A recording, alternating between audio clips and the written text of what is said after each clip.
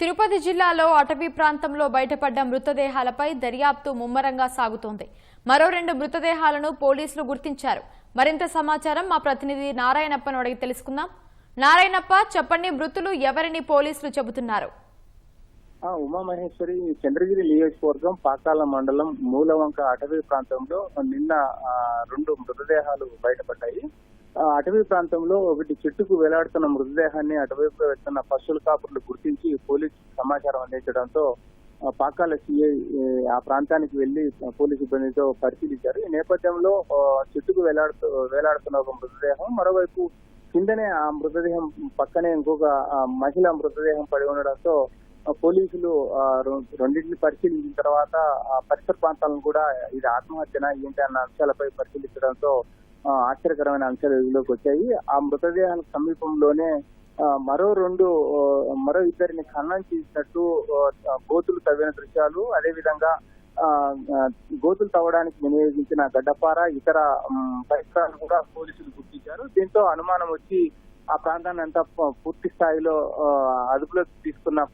ఆధీనంలోకి తీసుకున్న పోలీసులు దర్యాప్తు ముమ్మరం చేశారు. ఇందులో భాగంగా అప్పటికే చీకటి పడిపోవడంతో మళ్ళీ ఇవాళ ఉదయం నుంచి సంఘటనా స్థలానికి చేరుకున్న పోలీసులు అనుమానాస్పదంగా గుంతలు తవ్విన ప్రాంతాన్ని వెళ్లి పరిశీలించారు.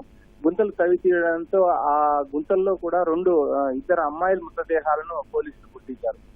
అదేవిధంగా ఈ మృతదేహాల పరిసర ప్రాంతాల్లోనే చెట్ల పొదల్లో కొంత మద్యం బాటిళ్లు, అదేవిధంగా మరికొన్ని దుస్తులు పడి ఉన్నాయి. వాటిని పరిశీలించడంతో ఆ దుస్తుల్లో ఒక మందుల చీటీ కనిపించింది.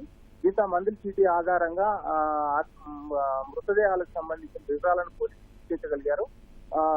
తమిళనాడుకు సంబంధించిన వ్యక్తులుగా గుర్తించారు. అతని పేరు కలై సెల్వన్ అని చెప్పి భావిస్తున్నారు పోలీసులు. కానీ చనిపోయింది ఒక మహిళా పురుషుడు, అదేవిధంగా 2 బాలికల మృతదేహాలు ఉండడంతో దీనికి సంబంధించి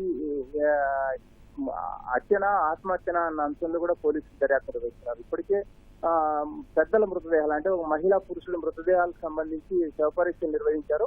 ప్రాథమికంగా వైద్యులు చెప్పిన సమాచారం మేరకు హత్య చేసి ఈ ప్రాంతానికి తీసుకొచ్చి వేశారన్న ప్రాథమిక సమాచారంతో పోలీసులు దీనిని మరింత లోతుగా దర్యాప్తు చేయాలని భావించి అందుకు అనుగుణంగా చిన్నారుల మృతదేహాలను కూడా కొద్దిసేపు క్రితమే తవ్వి బయటకు తీశారు కాబట్టి వాటిని కూడా పోస్ట్ మార్టం పంపించేందుకు ఏర్పాటు చేస్తున్నారు. ఆ పిల్లలను కూడా చంపి ఖననం చేశారా లేక ఆత్మహత్య చేసుకున్నారా అన్న అంశంపై కూడా పోలీసులు దర్యాప్తు కొనసాగిస్తున్నారు. ఉమామహేశ్వరి, ధన్యవాదాలు నారాయణప్ప.